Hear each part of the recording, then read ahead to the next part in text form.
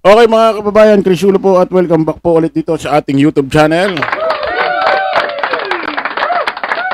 Okay mga kababayan, pag-usapan ho natin etong mga DD shit na kung saan naaresto, nakulong, nakapiit ngayon ho dyan sa bansang Qatar, na kung saan nung mga nakarang araw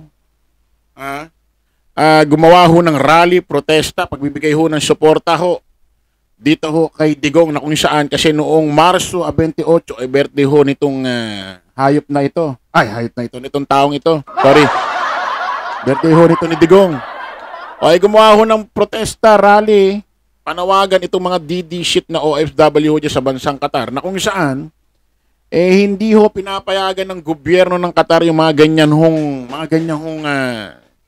pagkilos o mga gawaing mga panawagan sa mga iba't ibang bansa. Kinukundina nila yan. Ayun na nga, nangyari na ho ang nangyari. Nakakulong, naaresto ho itong mga ito. Dahil ho kay Digong. Isipin mo, kaya kayo nandiyan dyan, pinirmahan yung kontrata sa inyong mga agency, sa inyong mga amo, para magtrabaho dyan, pag magsilbi kayo dyan sa kanila. And hindi kasama sa contract nyo dyan yung mag-rally-rally kayo. Gumawa kayo ng protesta. Ang hirap kasi sa inyo, nandiyan kayo, ang iniintindi nyo rito yung nasa Pilipinas. Mag-concentrate kayo sa trabaho ninyo para balang araw, pag nakapag-ipon kayo, makabalik kayo rito, makapahinga kayo, maganda ang pamumuhay ng inyong pamilya na nandito sa Pilipinas. Hindi yung nandiyan kayo, ang iniintindi nyo yung si Digong. Ano ba Ano ba Ang iniintindi nyo si Digong. Buti pa si Digong kahit ganyan, nakaranas na ng magandang buhay yan. Kayo. Ay, sus Marioso. Ayun na nga, nangyari na ang nangyari. Ngayon mga kababayan, marami hong bulong-bulungan o mga usap-usapan sa social media na wala daw bail yan. At 3 taon daw yata ang pagkakakulong. At malaki yata ang multa. At kahit yata makawala mo na pansamantala, tuloy pa rin yata ang kaso. Ako. Siyempre malaking apekto yan doon sa inyong mga amo. Baka hindi na kayo tanggapin, baka isoli na kayo. Ang mahirap pa nun, baka hindi agad kayo makauwi dahil may kaso na kayo dyan. Tingnan yung mga pinaggagawa nyo. Dahil kay Digong. Nakawala ba si Digong sa ginawa nyo? Ando doon pa rin naman. Hindi naman makakatulong yan. Hindi makakatulong yan. Nasa kamay ng mga hukom ng ICC kung guilty siya or not guilty. Kaya kahit magprotesta kayo araw-araw, kung magiging guilty siya dyan, wala rin kayong mapapala. Ano ba kasing utak meron kayo? Nalaman mo na kayo ng sistema ni Digong, ano? Pakinggan nyo muna to mga kababayan.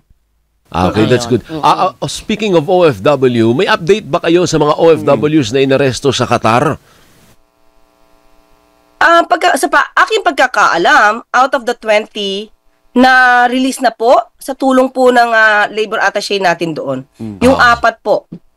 Pero yung okay. update, kung meron pa, kasi ang balita ko, walang bail. Nako po, sis Mario. Isipin mo, 20 yata. Yung nakaraan, nakawala na yata yung 3. Ibig sabihin, itong mga ito, wala talagang bail ito. Nakikiusap lang ang gobyerno natin. Nakikiusap lang ang gobyerno, ang administrasyong Marcos para pansamantala kayong makalaya. Tingnan nyo nga yung ginagawa ninyo. Isipin nyo, ang sinisigaw nyo, Duterte, Duterte. Bring him home, bring him home. Marcos bangag, Marcos bangag. Sino nakapagpakawala sa inyo? Sino ang nakapagbigay sino nakiusap diyan sa bansang Qatar, sa gobyerno ng Qatar para mapalaya muna kayo? Di ba ang gobyerno ng Marcos, administrasyong Marcos? Wala naman pwedeng magawa ang administrasyong Marcos. Hindi naman kayo po pwedeng personalin, hindi naman po pwedeng sabihin ni Pangulong Bongbong, huwag nyo kasi kasuhin yan kasi ganyan ang sinasabi sa akin. Hindi po pwede yun.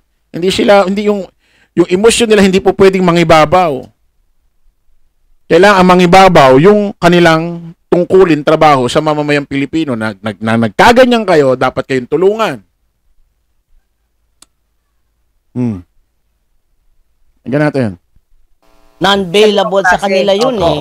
Pero ibibigyan ko po kayo ng update dahil yun pa lang po ang latest na aking pagkakaalam. 4 na po ang natulungan para po mapalaya. At saka tutulungan yan. Hindi yan i-abandonan ng gobyerno. Oo naman. Opo, hindi po. Wag po sila mag-fake news sa amin dahil talaga po tinulungan. Since day 1 po, nung pa lang po na yan ay kung pumutok na balita, na doon na po talaga ang embahada para tumulong po. Okay. Ano ang marching orders ng Pangulo? Eh, syempre po, tulungan po. Yan po ay Pilipino, kahit ano po ang kulay niyan, kahit po anong sinisigaw niyan, Pilipino pa rin po yan, tutulungan po yan ng pamahalaan. Kita nyo? Ano man ang kulay nyo, ano man ang sinisigaw ninyo, tutulungan kayo ng gobyerno. Dahil tungkulin ng gobyerno, natulungan kayo dahil Pilipino kayo, nandiyan kayo. Oh. Ito yung masakit dyan.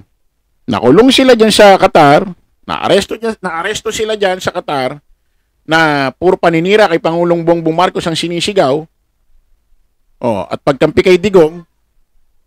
Pero putik nung naaresto na, nakulong na, gobyerno pa rin ng Marcos ang tumulong sa kanila para makawala sila dyan.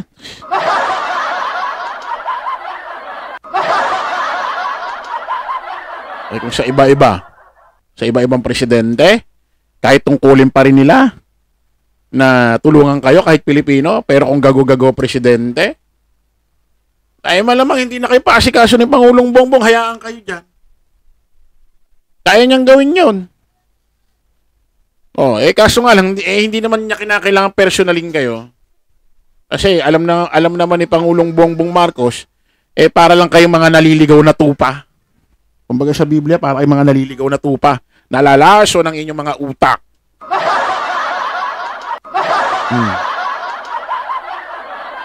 Oh, anong balita ngayon? Anong sabi ngayon?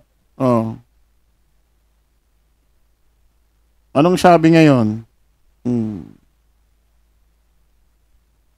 Isahin natin. Oh.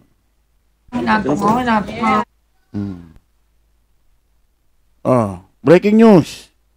Inanunsyo ng Department of Migrant Workers ang pansamantalang paglaya ng 17 Pilipinong inaresto sa Qatar dahil sa pagsagawa ng iligal na demonstrasyong pampolitika bilang suporta kay dating Pangulong Rodrigo Roa Duterte.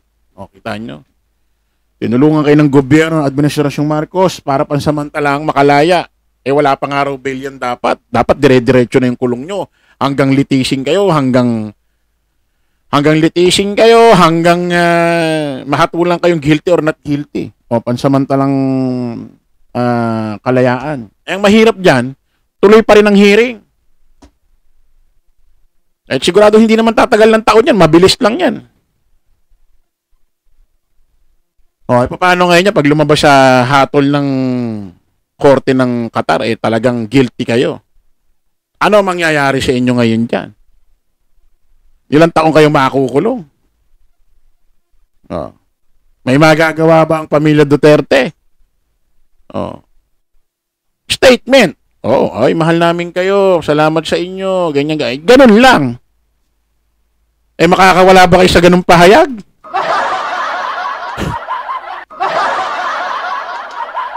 May maitutulong ba sa inyo yung ganung pahayag? Madali lang naman sabihin nyo. Laway lang puhunan dyan.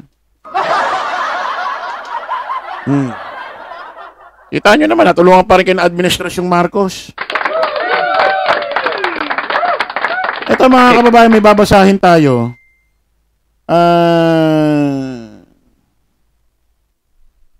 Hindi natin alam kung talagang gaano katotoo ito, ha? Kumakalat ho ngayon ito sa Facebook. Sa Philippine Defense Forces Forum. Basahin natin, ha? Good evening, sir. Pinsan ko po ang isa sa mga naaresto sa Qatar. Pareho kaming OFW. Dito ako sa Kuwait. Dati na talaga siyang DDS. At ako naman ay isang apolitical. Tumawag si auntie sa akin. Kanina, hindi pa raw sila nagkakausap at pinatatawagan sa akin. Di ko rin makontak. Worried na si auntie. Kasi 1 year pa lang ang pinsan ko sa Qatar. Naku po, isa ito sa mga naaresto ho dyan sa Qatar na gumawa ho ng protesta o pag-rally para sa pagsuporta ko kay Digong. O, 1 taon pa lang daw pala yan dyan. Ay, nako.